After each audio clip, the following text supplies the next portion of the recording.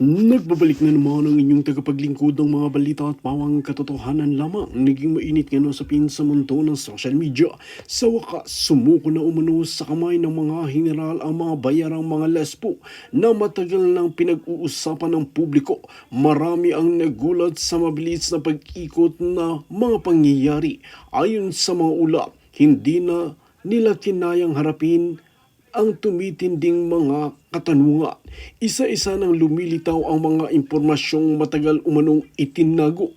Nagmistulang tahimik ang kampo ni Kuting ng mga nasasangkot matapos ang mga revelasyong ito.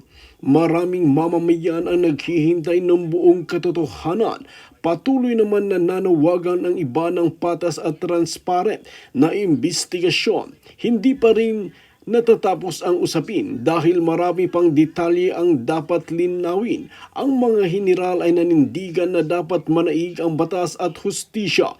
Lumalakas ang panawagan para sa panagutan ng sinumang mapapatunayang nagkasala. Maraming sektor ng lipunan ang masusing nakatutok sa mga susunod na hakbang.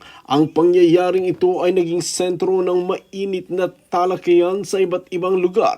Patuloy ang paglabas ng mga bagong impormasyon na maaaring magbago sa takbo ng kaso.